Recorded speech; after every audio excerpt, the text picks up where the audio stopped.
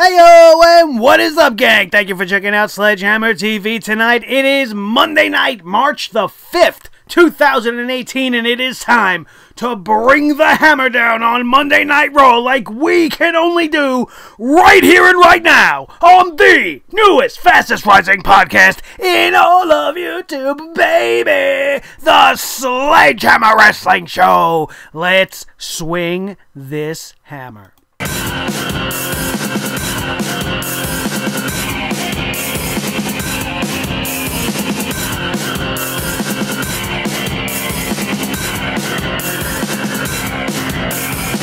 Sledgehammer Wrestling Show.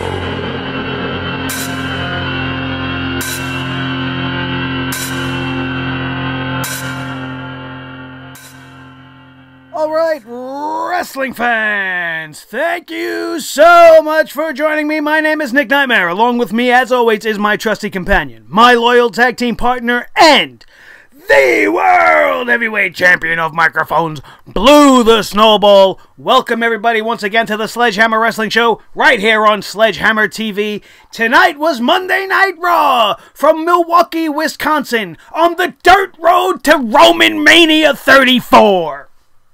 Are you kidding me with the way this show just ended? The same shit we saw last week. The same desperate attempt to get this man some support as he is going to go up against the perennial part-timer, and the WWE is just hoping and praying that we are more fed up with the fact that Brock Lesnar is not around and not defending the title and not being part of the WWE that much. We are more fed up with that than we are with hating Roman Reigns. That clearly was not the case tonight in Milwaukee, Wisconsin, as that last segment, Paul Heyman, listen, Paul Heyman is fucking fantastic, alright? He could sell ice to an Eskimo and it wouldn't make a difference to the Eskimo's life one way or the other. He would buy the fucking ice, though he's surrounded by it, because Paul Heyman is that good when he's on the mic. As he said tonight, you don't want to shoot on the mic with Paul Heyman. That is a fact of life that you should live by. But I have no idea what the hell he said. I have no idea what the point of what he said is. He's talking about Roman's family. He's putting a belt on the floor. He's talking about all kinds of, nothing that he said really made any sense. It didn't have a linear story to it. He was kind of all over the place. He had one cool moment where he's like, Alpha WrestleMania, you could seek a new title, and I don't know what he's a fucking talking about. I don't know what he's talking about. I think he's been given the job of trying to sell people on this match, and nobody wants to see this match. So, no matter how good he is and how compelling Paul Heyman is on the mic, he's selling you garbage, and even though we're all surrounded by garbage, we don't want to take more garbage. We're not stupid Eskimos. Alright? That whole end segment was nothing. And then you got Roman coming out, doing the same shtick from last week, right? Trying to appeal to the fans. Oh, we want Brock Lesnar to care about the WWE. Crickets in the crowd. Crickets. Nobody gave a shit. They didn't even care enough to boo. That's how bad this was. Everybody knew that he was coming out. It took too long for them to wrap this show up. Paul Heyman should have been done the first time he went to exit the ring after his initial promo seemed to be ending, and then he came back, maybe because Roman wasn't ready yet, or maybe they forgot to tell Roman, hey, you're in the main event segment tonight. We forgot to tell you, you got to get out there. Paul's stalling for time. I don't understand what I was seeing. I don't understand at all. And this road to Roman Mania has just got me so nauseated with wrestling right now, and I shouldn't place all the blame on just that one storyline, because Raw tonight was fucking horrible. From start to finish. There was one shining little moment. I did very much enjoy the Symphony of Destruction match. I hated that they called it that. And if you're a Megadeth fan, there is no doubt in my mind that you fully enjoyed that match just based on the fact that Corey Graves took every opportunity that he could to insert a Megadeth-related song title or album title as far as describing that match as it went along. And bravo! Bravo, Corey Graves. That was the highlight of the night. And when Corey Graves making Megadeth references is the highlight of the night, there is a problem with your wrestling show. Jesus Christ. The problems began right at the beginning, when they wanted to give us this whole over-dramatic, overly performed, poorly performed segment with this Ronda Rousey, Stefanie McMahon thing. Oh my God. So frustrating, I can't even say Stephanie McMahon. It just looking at them in the ring together makes it even less appealing. Stephanie looks like a giant next to Ronda Rousey. Ronda Rousey is a UFC champion. Stephanie McMahon dwarfs her in comparison. That doesn't mean to me that it's not going to be believable to see Ronda Rousey take out Stephanie McMahon. Ronda Rousey is the most legit female we've seen come through these doors. So it's a mere inevitability that we are going to see Ronda Rousey beat up Stephanie McMahon at WrestleMania.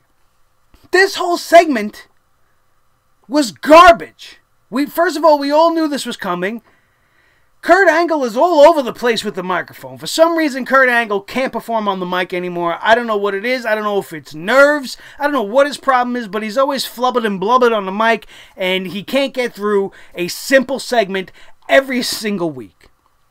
Aside from that, and aside from the obvious aesthetic mismatch of the females, you got this match that we all know is coming, and what is the selling point of this match? The selling point of this match is Ronda Rousey getting in the ring with Stephanie McMahon. Seeing Ronda Rousey get her hands on the $1 billion princess. You want to see her get her hands around the throat of the Raw commissioner. Of this woman who's gone out of her way to seemingly try to make Ronda Rousey look like a fool. Talking shit about her behind her back. You want all this drama to be built up. We got 5 weeks to go. And you have Ronda Rousey execute a Samoa drop on Stephanie McMahon. Why do I need to see this match now?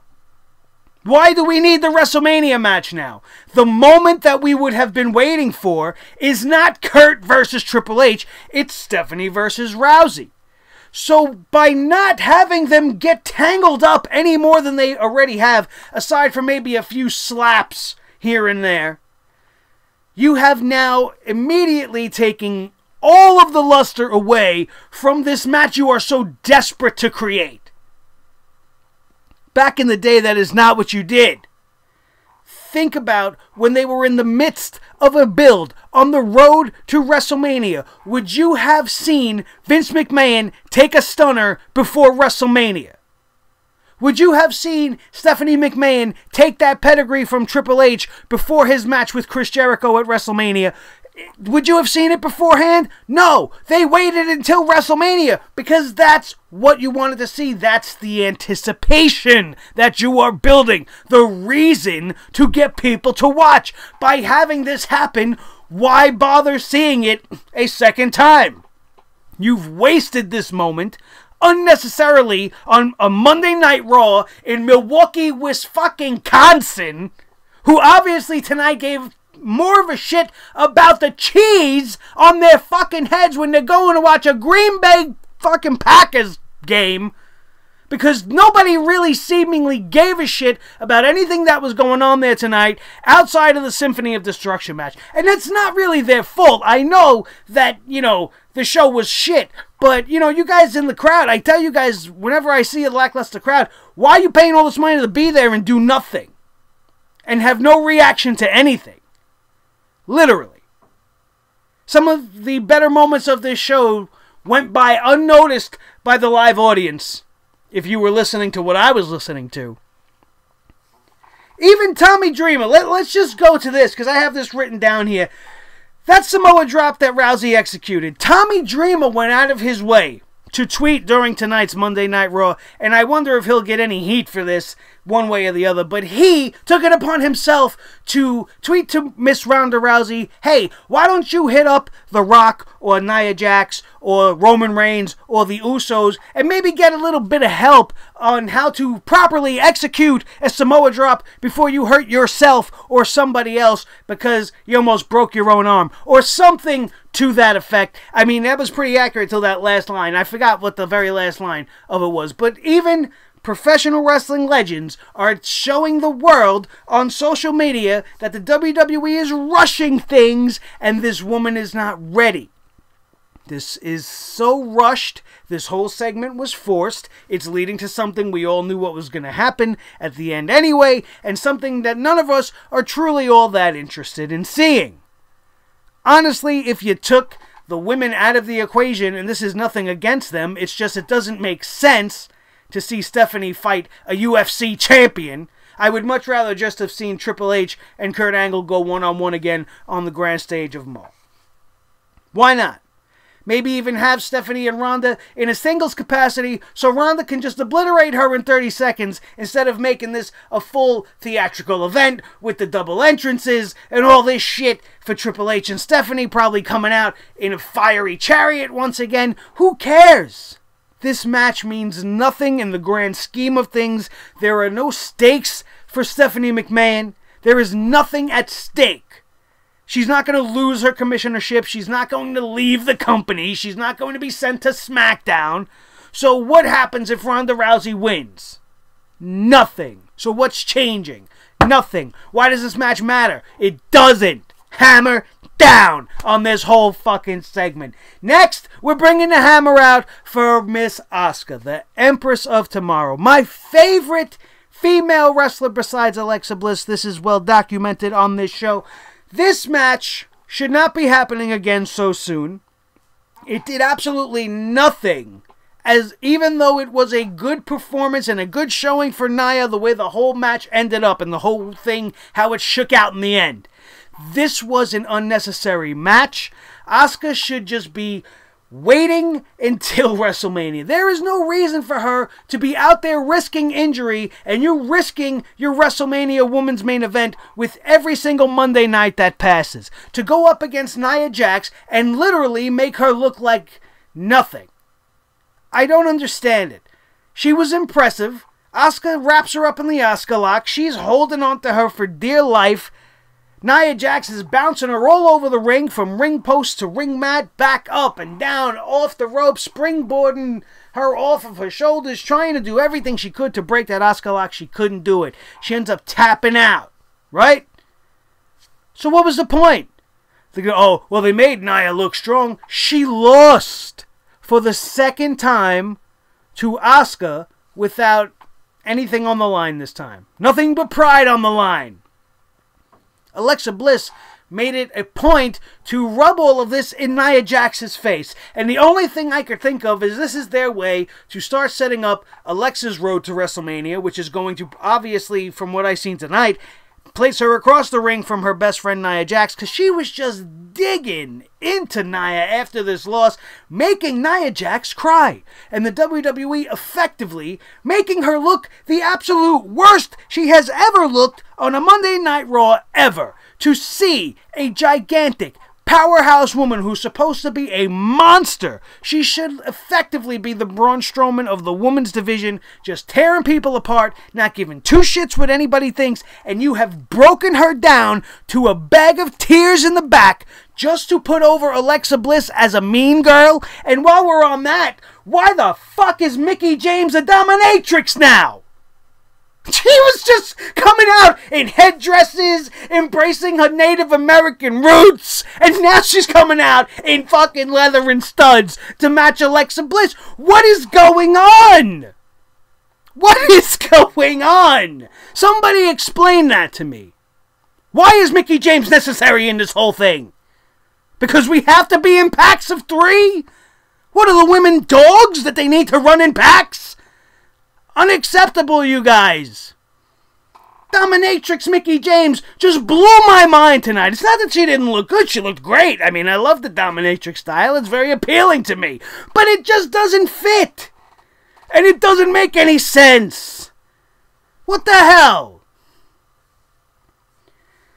The whole thing with Nia Jax would have been a lot more impressive to me if they were a lot more consistent with her booking from bringing her up from the get-go. But this is the same Nia Jax that has lost to Bayley on Monday Night Raw. She has lost to Sasha Banks already since she's been brought up. So how big and bad of a monster is she that you want to build her up against the biggest thing you've ever had in the women's division now, effectively making Asuka look a little bit less than special? Everything wrong. Down.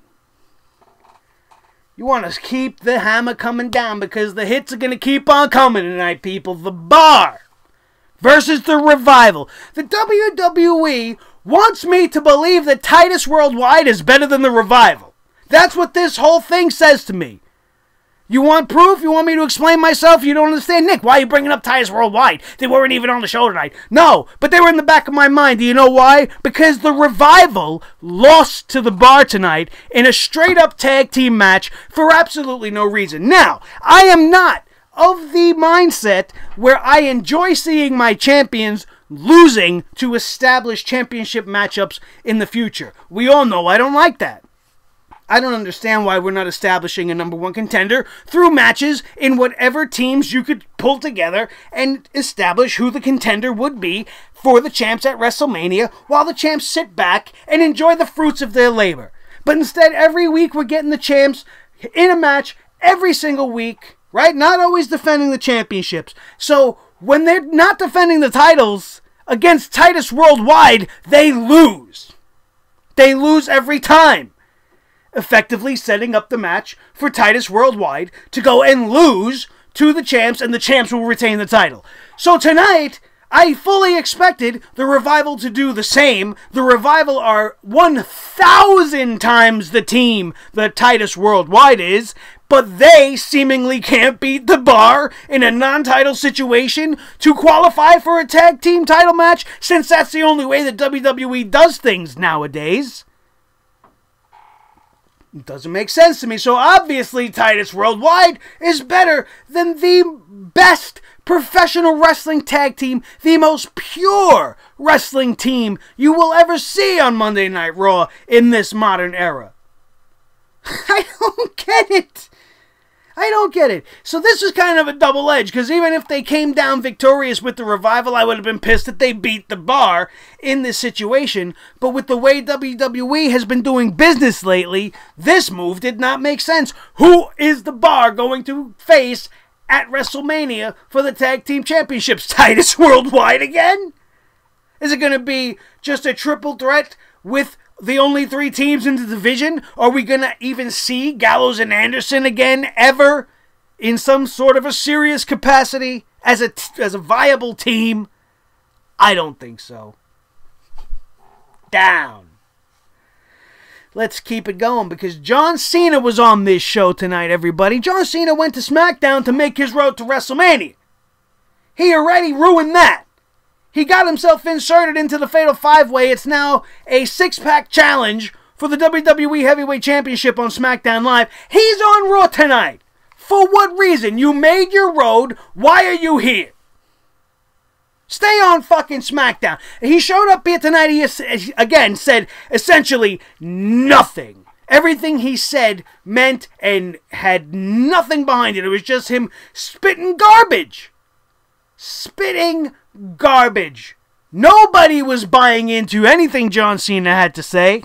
Essentially, the only thing worth mentioning is that he had the balls to tell AJ Styles, listen, I'm going to win my 17th World Heavyweight Championship. I'm going to break the Nature Boy Ric Flair's record, and everybody's going to be pissed off at me because I ruined AJ Styles' moment. Yeah, that's a fact. At least I'm glad you know the damage you're already going to do. But then he wants to go and say, oh, but AJ should just go cash in your rematch and we'll have a triple threat at WrestleMania. Who in their right mind wants John Cena inserted into one of the biggest independent matches you could ever have? These are the two brightest and biggest stars from outside of the WWE, and you want to stain that with the stink of John Cena? No, thank you. First of all, I'm not buying in, because I am still under the impression, and until I hear otherwise, John Cena is facing The Undertaker at WrestleMania. The Undertaker's been training like a beast. If you've seen any of the shit going around on social media, he's been working out, he's dyeing his beard, and that doesn't really mean much, but he's looking to make his appearance better. He's obviously getting himself in good shape. That doesn't mean for sure that this is going to happen, but it's been long rumored. It's the biggest match Cena can have. It's not going to be Rey Mysterio. It's not going to be inserted into any one of the title matches on that night. He's going to end up facing The Undertaker when he does not win the six-pack challenge, so I'm not going to get my panties in a bunch until he does win the six-pack challenge, and if he does, I better get a bigger hammer. That's what I think, for that show at least. This whole thing, I was getting so sick of it, and then Goldust comes out, and at first I'm like, thank God for Goldust, because he stopped John Cena from talking, but then Goldust, who's usually very, very good on the mic, went on, and just like everybody else, and in a theme that's been going on from show to show, people are just talking about nothing. I don't know what anything he said had to do with anything. He's talking about being John Cena's director, and then finally, after about 3 minutes of what the fuck are you saying, he turns around and hits John Cena with a right hand, and oh, we're going to have a match. We're going to have a match. We're going to have John Cena versus Goldust in 2018. Like, this match means anything. Now, again, nothing was really announced. Nothing was really explained. So there are no ramifications. If Goldust happened to have won this match, it would not have derailed John Cena one way or the other. If you ask me, if Goldust would have came out 2 weeks ago and been like, hey, John, you want to fight at WrestleMania? He would have been like, yeah, I got no match at WrestleMania. I'll fight you. It'll be the first time ever. Which is the reason, and I truly believe is the only reason this match took place, was to give them a reason to have Michael Cole and the rest of the yokels on the announce team say, for the first time ever, because that's their favorite phrase this year. John Cena beats Goldust. What a freaking surprise! What did you think was going to happen? This guy just beat the World Heavyweight Champion on SmackDown Live last week. Did you think he was going to lose to an aging Goldust? I'm a Goldust fan. I am the first one, and I have been on this very show telling you guys I want Goldust to have a serious run, one last run, do something good with him. At first, I thought maybe tonight when he started to come out, I'm like, oh, well, maybe they're going to actually do something with Goldust. But what do you think is going to happen? Nothing. Nothing. He got beat by one AA tonight in a very, very mediocre match, which means absolutely nothing in the grand scheme of things, just for them to say first time ever. I'm telling you. They figured that out. Oh, this has never happened before. We could say this is the first time ever. Let's do it. Hillbilly Jim. Hillbilly Jim was announced for the Hall of Fame, and that makes me happy because I'm an old guy. I hate to admit it, but I'm an old guy. You know, and I remember the Hillbilly. He was one of the biggest babyface guys outside of Hulk Hogan in that whole rock and wrestling era of the early 80s. However, I mean, he was that big that I assumed over all these years that Hillbilly Jim was already in. I thought he went in with like the first or second class of the Hall of Fame. I know Andre the Giant was the sole inductee of the first ever Hall of Fame ceremony, but I thought for sure second, third, or fourth year, I could have sworn he was already a Hall of Famer. Either I'm losing my mind, or the WWE is so desperate for picks that they have to repeat themselves. Or maybe they forgot. I mean, I don't think Hillbilly Jim would forget. But, I mean, my goodness. It took him this long to put Hillbilly Jim in the Hall of Fame. Now, I know he never really held championship gold or whatever, but his impact in wrestling cannot be denied. He was a very, very big wrestler amongst the kids, and it was a very big deal Very big deal in the early 80s. If you missed it, you don't know what you missed. It was a very, very fun time for pro wrestling. He was one of the biggest and most bright and happy guys. One of the only guys, besides maybe Ricky Steamboat, that I've seen come down the pipe that never, ever, ever turned bad. Never, ever once turned on the fans, and was a perennial good guy from start to finish. And congratulations to the Hillbilly. I'm mad at myself because I thought he was already in. So I was just very shocked by the announcement just based off of that. I was like, this long? Really? I could have sworn he was in. You know, bad on me. Hammer time! Once again, my friends, because Bayley wants to come out and have a match with Mandy Rose. Alright, so at first, again, I get my hopes up that it's actually going to be a one-on-one contest, but of course Crap Solution has to accompany Mandy Rose to the ring for this match with Bayley. Before the match, Bayley is in the ring with whichever friggin' girl they got in there, Charlie Bot 101, to do this unnecessary interview. Whatever happened to them just going out and taking the mic? Why are the girls and the interview people going in the ring again? Like, we don't need to do this. Let's move the show along. It's long enough as it is. We don't need to take a minute and a half for her to say, "Hey Bayley, how do you feel about what went on with Sasha Banks?" We know what she's going to address. Just let her come out and say it. And then she didn't even get a chance to say it because Crap Solution interrupted everything Bayley had to say. And what did you expect would happen? Bayley would come out with a win in a very, very sloppy roll-up at the end in a maneuver that looked like very easy to be able to kick out from. It was very, it was not good for Mandy Rose to take a pinfall such as that. A very simple, very stupid, like schoolboy type of roll-up, and I'll tell you, I was a little bit impressed with Mandy Rose's skills in the ring tonight. She was a little bit better than she usually is, but that doesn't make this match good at all. It led to the same old conclusion that you would think when you have teams on the outside. Crap Solution would get involved. Bayley still comes out with the win, and then they all jump poor little Bayley, right? And then Sasha Banks comes out to save her buddy because we're not in the middle of any kind of turmoil there, right? Like, so why would Sasha even bother coming out? These two have been going at each other on social media. It's kind of a weird tension between the two. Sasha should have just let it rock. Let somebody else go bail Bayley out, right? Because I'm not going to do it since she's being such a Bayley bitch lately to me. But that's not what we had. We had her come out and try to save her buddy. And in the end, she goes to give Sasha a hug.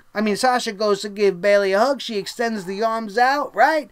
And then Bayley's like, sorry, bitch, no hug zone tonight. We ain't friends no more. And I started to get a little bit intrigued once again, but then Bayley just walked out, and absolutely nothing happened. So I guess we're on the slow burn to this rivalry, and I guess I'll be alright with that. I don't need everything given to me right away. I've just waited for it so long, and just like with a lot of other things coming up on this review, it may be too little, too late for this rivalry altogether. Hopefully that they prove me wrong, because I believe they have the potential to do this. If it's done right, it could really change some things in the way people view the women's division right now, but I don't have faith in the WWE, and neither should you.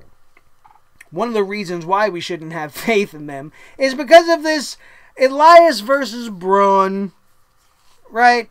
Symphony of Destruction match. Now, like I said, Corey Graves was the all-star with his commentary in this matchup. And these guys did the best they could to get all the instruments involved. And it was a fun match and everything. I get that.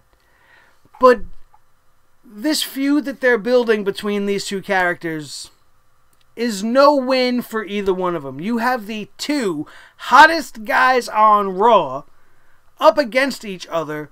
Both of their momentum, or one or the other's momentum, is going to take a hit no matter which direction you decide to go. So now you have Braun Strowman as one of these two. What direction are you going to decide to go? What good is going to come out of this for Elias?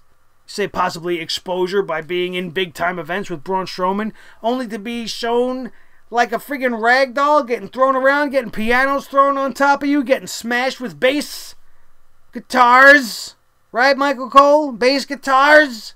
No, cellos. Regardless of the instrument in use, this was a fun match, and like I said, it was one of the better parts of the night. I did enjoy watching it. I just don't understand this feud. The rumors are saying that they are going to be inserted into the Intercontinental Championship match. That would probably be best case scenario. Worst case scenario, they're going to culminate this feud into a singles match, or just allow this feud to trickle its way into the Andre the Giant Memorial Battle Royal being scheduled for this WrestleMania. Either way, I don't really care for the feud. The match tonight was great, but this particular pairing doesn't really do very much for me. I don't care how entertaining Braun is being opposite Elias. I don't like these guys against each other. It's just like watching like your two favorite people go at it, and like whoever wins, you're still kind of losing because you don't want either one of them to lose. So maybe that's just my personal opinion, but that's the only reason why I didn't really enjoy this match as much as I probably should. Then we had Bray Wyatt coming out.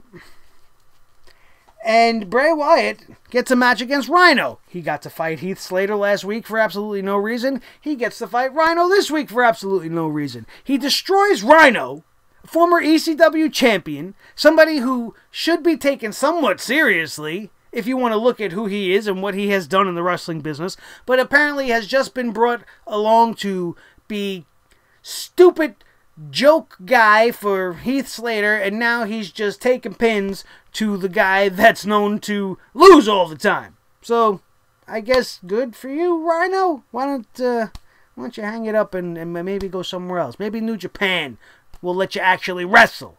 I don't know, because I think Rhino has a lot more to give than 3 counts on his back to the Eater of Worlds, who's in the middle of a feud with somebody else and could really care less about Rhino's existence altogether.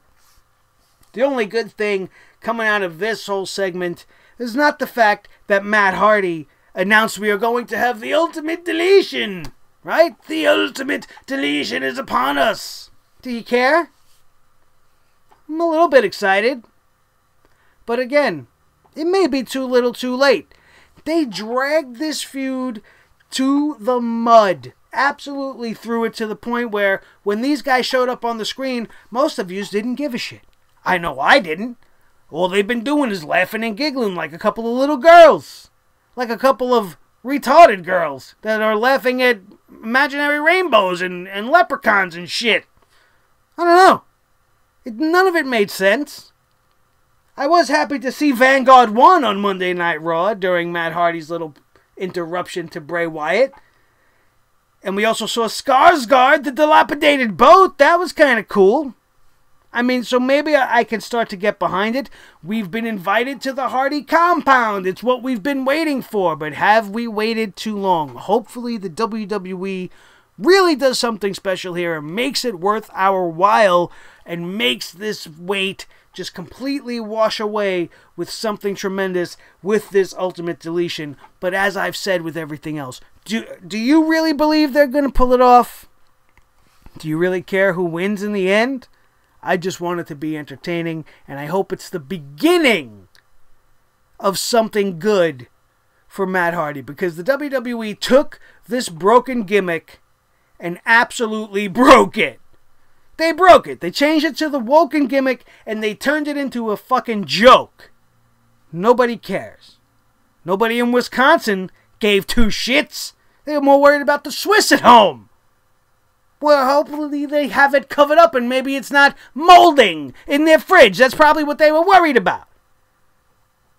Because they didn't give a shit. It's terrible. Let's flip the note page over. There's like 2 words on the other side of this page because I didn't give a shit about the rest of the show. We had the Mizzies. We had the friggin' Mizzies. Thank God. Thank God we get the 3rd installment of the Mizzies. What would we do? Are you kidding me? This is the best you got. All because we had the Oscars last night? And the Oscars is known to be a terrible show too, just like Monday Night Raw. It's too long. It's full of too much political bullshit, right? But at least last night at the Oscars, I enjoyed myself. There was some great stuff. Jimmy Kimmel was great. There was some good little segments. And a lot of the movies that I enjoyed actually took home the award. Jordan Peele. Come on. Props to Jordan Peele. Get Out was a fantastic film. He won for Best Screenplay. I had a great time watching the Oscars last night in comparison to tonight's Monday Night fucking Raw. But then because I got to see the Mizzies. Awards that don't even exist outside of the Miz's own brain. Him standing there with his two golden-coated goons. Who cares? Does the match get elevated when the Miz is involved with Bo Dallas and Curtis Axel? Has their stock elevated at all from being involved with the Miz? Absolutely not. So did you give a shit when Seth Rollins came out and Finn Balor came out to challenge them and we got the Miztourage versus Balor and Rollins? Did you give a shit? I didn't give a shit. It's just more of the same shit we've been seeing over and over and over again. We all already know the triple threat match is coming.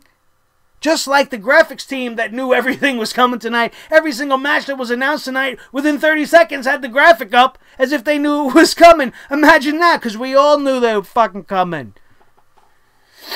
I did enjoy Blue Finn. I like blue on Finn Balor. He looks good. It's a good looking cat, but it's a nice blue. But I see him and I go, hey, it's Blue Finn. And then I find myself wondering when Wicked Tuna's going to come back on because I'm thinking about Bluefin tunas.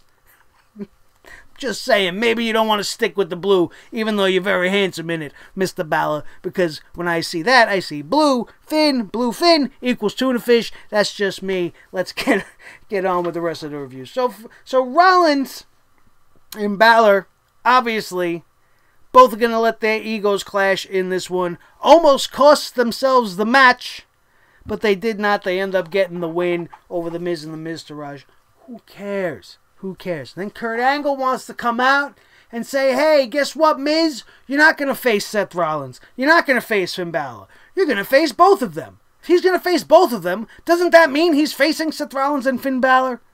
Blithering idiot. Once again, they're making Kurt Angle sound like a complete jackass.